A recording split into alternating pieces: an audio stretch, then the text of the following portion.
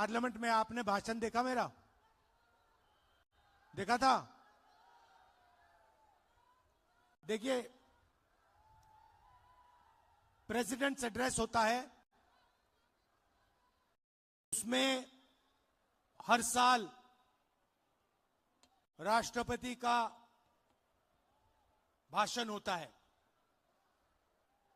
और उसके बाद पहला स्पीकर ऑपोजिशन का एलओपी होता है। ये हर साल हुआ है। हिंदुस्तान के इतिहास में इस साल पहली बार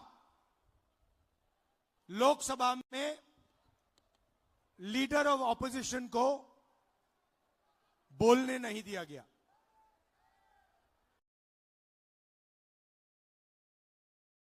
मैंने स्पीच शुरू की,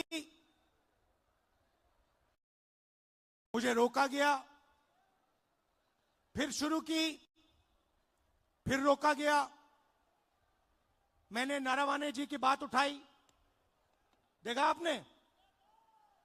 नारावाने जी ने किताब लिखी है, उसमें किताब में उन्होंने साफ लिखा, जब चाइना के टैंक हिंदुस्तान की बाउंड्री के अंदर आ रहे थे तो उन्होंने राजनाथ सिंह जी को फोन किया और उनसे पूछा मेरा ऑर्डर क्या है। राजनाथ सिंह जी ने जवाब नहीं दिया। उसके बाद अजीत डोभाल को फोन किया कि चाइना के टैंक हिंदुस्तान के अंदर आ रहे हैं, मुझे क्या करना चाहिए, ऑर्डर बताइए। कोई जवाब नहीं दिया। उसके बाद जयशंकर जी को फोन किया, हिंदुस्तान के आर्मी चीफ ने उनसे कहा कि देखिए चाइना की आर्मी, चाइना के टैंक अंदर आ रहे हैं, मुझे क्या करना है। कोई जवाब नहीं। उसके बाद 2 घंटे बाद फिर से नारावाने जी ने डिफेंस मिनिस्टर को कॉल किया, कहते हैं आप मुझे ऑर्डर दीजिए, 2 घंटे हो गए हैं, आप प्रधानमंत्री से पूछिए मेरा ऑर्डर क्या है।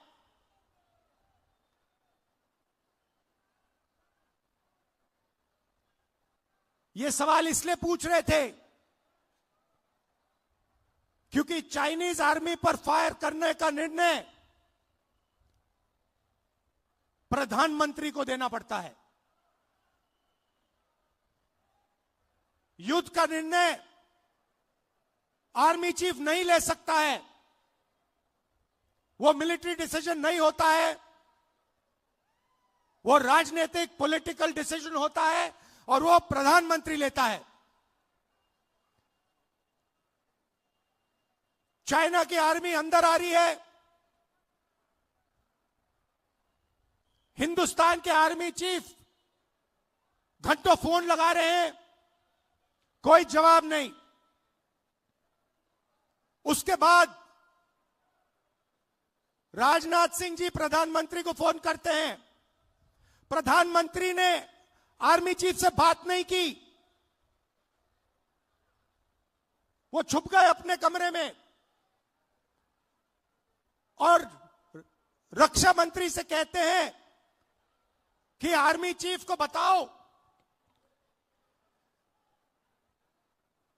जो वो उचित समझे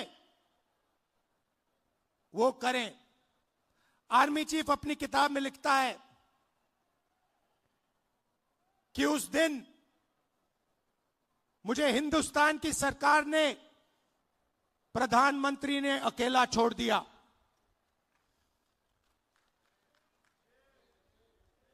बात समझिए, आर्मी चीफ को जब ऑर्डर देने का समय आया, चाइनीज टैंक्स को रोकने का ऑर्डर आया, हमारे प्रधानमंत्री गायब हो गए। यह तो शुरुआत थी। पार्लियामेंट में यह बोलने की कोशिश कर रहा था, बोलने नहीं दिया। जैसे मैं बोला, अमित शाह, नरेंद्र मोदी जी ने अमित शाह जी की ओर देखा,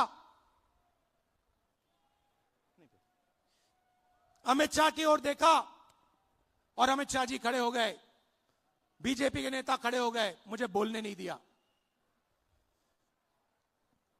बात 4-5 घंटे चली। पहले मैंने किताब दिखाई, कहते हैं यह किताब नहीं, पहले मैंने मैगजीन का आर्टिकल दिखाया, कहते हैं नहीं आप मैगजीन का आर्टिकल कोट नहीं कर सकते। फिर मैंने कहा ठीक है। अगले दिन मैं किताब ले आया, किताब को कोट नहीं कर सकते। फिर मैंने कहा ठीक है मैं बोल देता हूं, नहीं बोल नहीं सकते। मगर मजे की बात यह नहीं है, मजे की बात दूसरी है। क्योंकि इसी चीज के अंदर, इसी भाषण के अंदर कुछ और छुपा हुआ है, जो आज मैं आपको बताना चाहता हूं।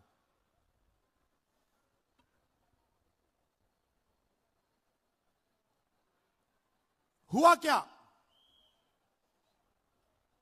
मैं नरवाने जी की बात कर रहा था, 4-5 घंटे मुझे रोका, मगर बैकग्राउंड में एक और चीज चल रही थी। और किसान भाई आप अच्छी तरह सुनो, 4 महीने के लिए हिंदुस्तान और अमेरिका का जो समझौता है वो रुका हुआ था।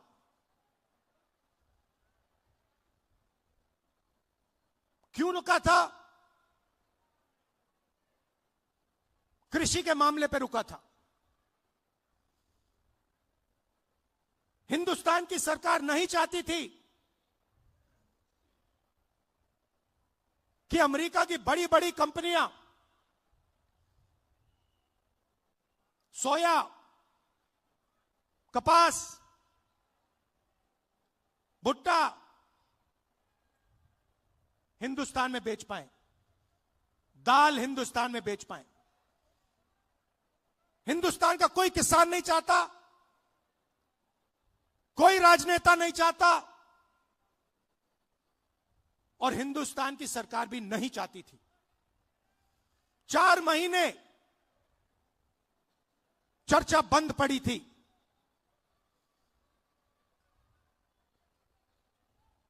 मैंने भाषण किया, भाषण में मैं सिर्फ नरवाने जी की बात नहीं करने जा रहा था,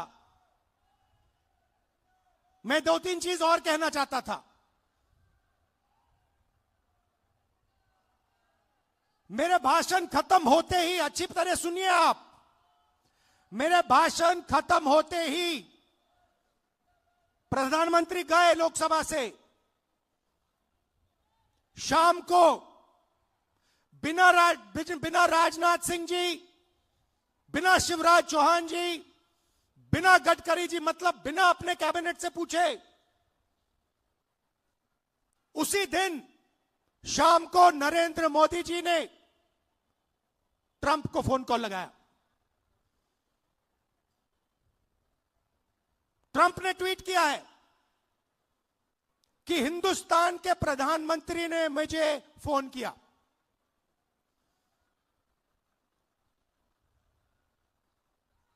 हिंदुस्तान के प्रधानमंत्री ने मुझे फोन किया और कह दिया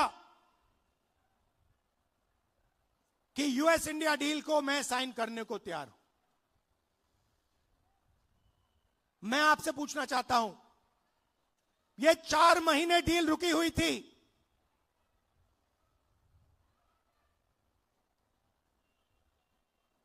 चार महीने यह डील रुकी हुई थी।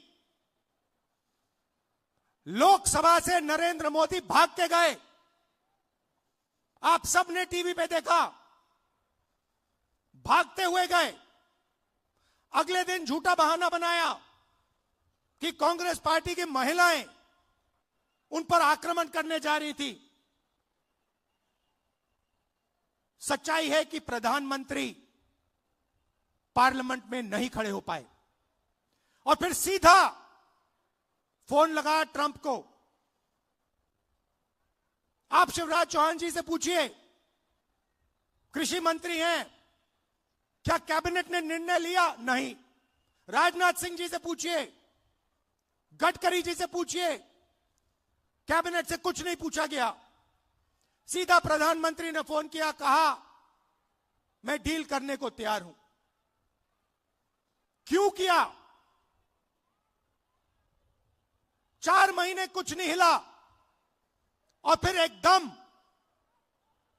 नरेंद्र मोदी जी ने फोन किया और हिंदुस्तान के किसानों को बेच दिया, हिंदुस्तान की गारमेंट इंडस्ट्री को बेच दिया, हमारा सारा का सारा डेटा अमेरिका को दे दिया। क्यों? 2 कारण है भाई और बहनों। पहला कारण, अमेरिका में लाखों फाइल, एप्स्टीन की फाइल बंद पड़ी हुई हैं। लाखों फाइल, 30 लाख फाइल, उसमें ईमेल है,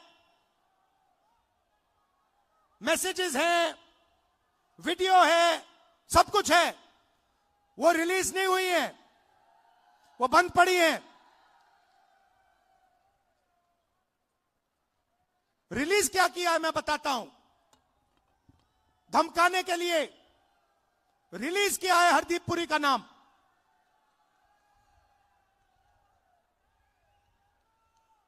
वो मैसेज है कि भैया अगर आपने हमारी बात सुनी नहीं तो फिर उन फाइलों में से माल निकलेगा।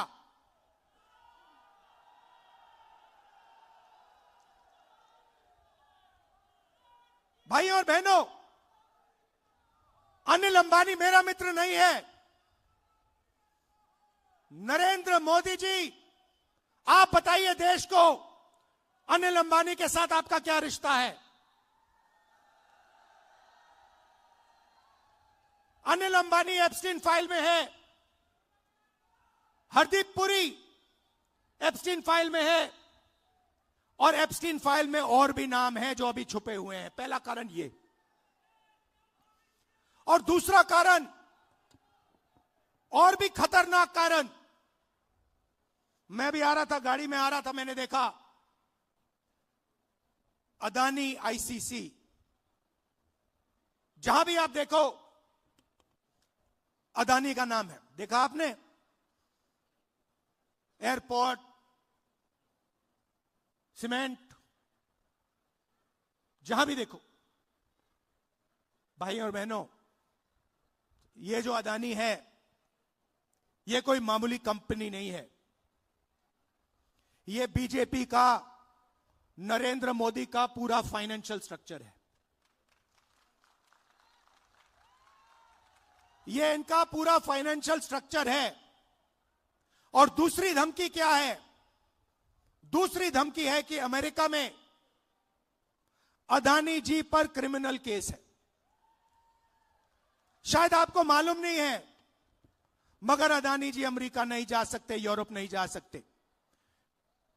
डरे हुए हैं कि अगर मैं हिंदुस्तान से बाहर गया, अमेरिका गया, मेरे ऊपर क्रिमिनल केस है, मुझे अंदर कर देंगे, पकड़ लेंगे। भाई और बहनों, अमेरिका का केस जो है, उसका लक्ष्य अदानी नहीं है। उस केस का लक्ष्य नरेंद्र मोदी है। वो तीर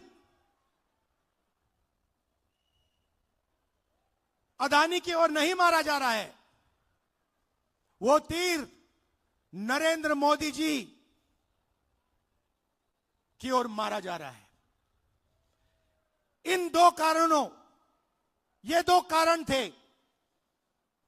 कि नरेंद्र मोदी जी पार्लियामेंट से भाग के निकले और उसी शाम उन्होंने ट्रंप को फोन किया और कहा, सर जो भी आप चाहते हो, जो भी आप उचित समझो वो आप करो, मैं साइन करने को तैयार हूं। देश को बेच दिया। और यह बात सिर्फ मैं नहीं कह रहा हूं, यह बात बीजेपी और आरएसएस के सारे कार्यकर्ताओं के दिल में है। वो सब जानते हैं कि नरेंद्र मोदी जी को दो ग्रिप से चोक कर दिया गया है। नरेंद्र मोदी जी की आंखों में आप देखिए, उनके भाषण देखिए, कल का भाषण देखिए, उनकी आंख में आंख मिला के देखिए, आपको दिखेगा कि नरेंद्र मोदी कॉम्प्रोमाइज्ड है, नरेंद्र मोदी को फंसा दिया गया है और नरेंद्र मोदी ने दबाव में आकर यह डील की है। यह डील नहीं है, यह किसान के दिल में तीर है।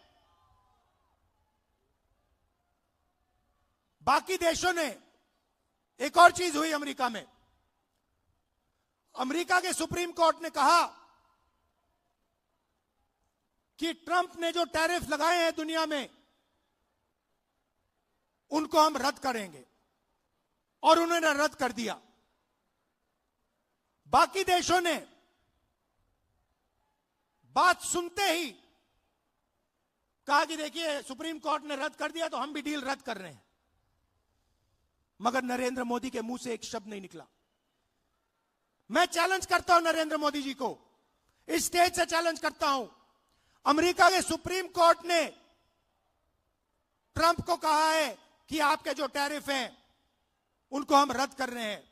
मैं चैलेंज करता हूं नरेंद्र मोदी को कि आप हिंदुस्तान और यूएस की डील को रद्द करके दिखा दीजिए। दम है तो करके दिखा दीजिए।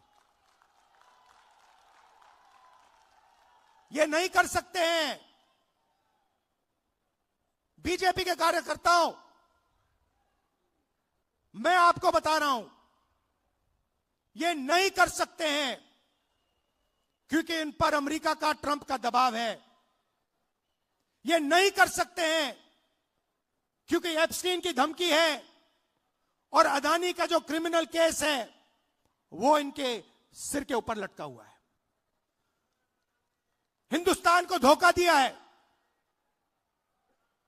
यह सच्चाई है। और सिर्फ किसानों को नहीं,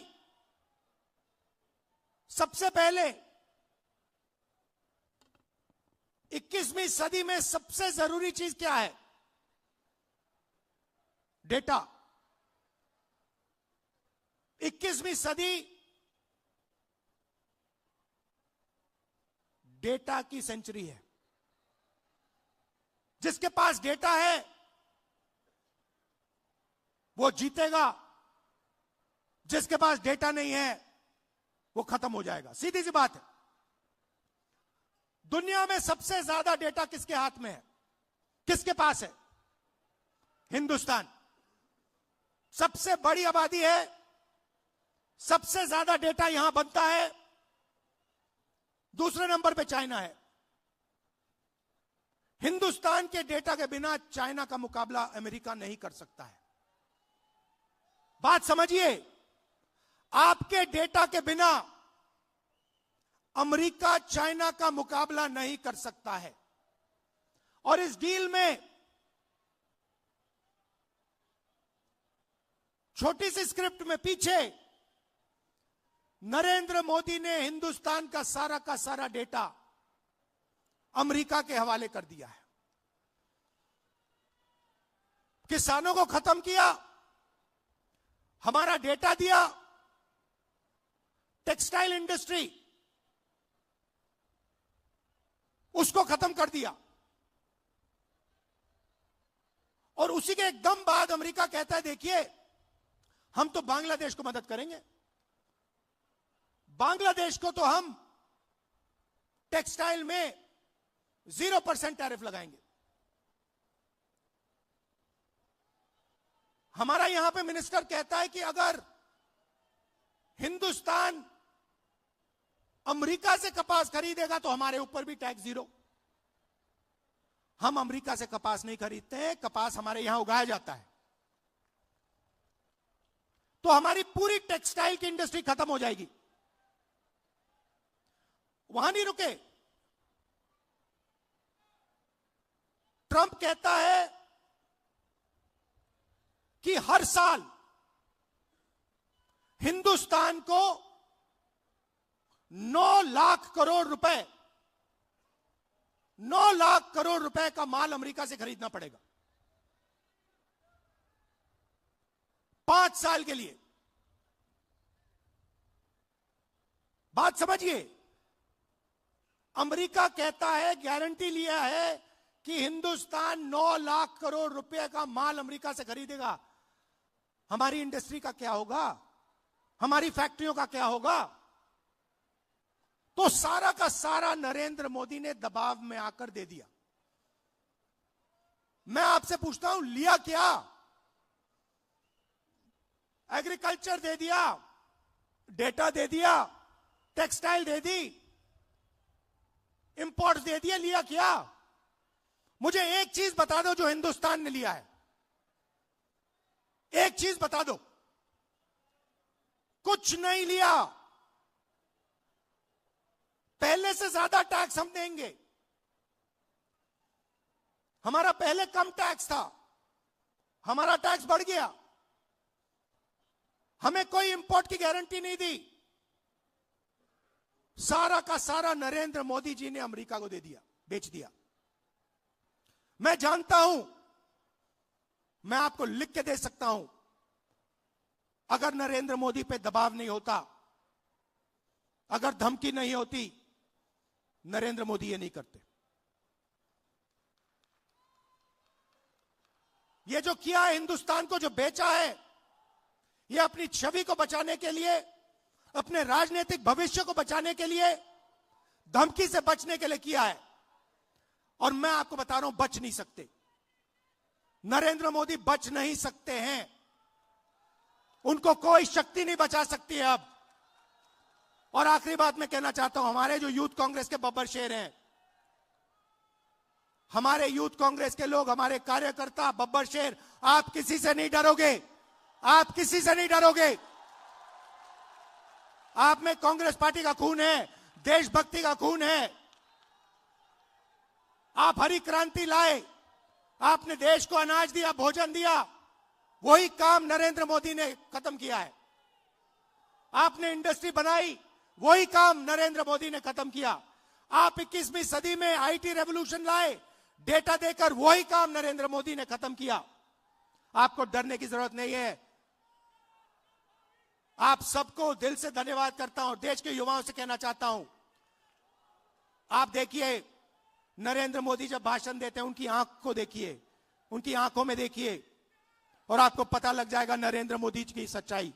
नरेंद्र मोदी जी अमेरिका के दबाव में आए हैं और इसलिए इन्होंने यूएस इंडिया डील की है। धन्यवाद। जय हिंद, नमस्कार।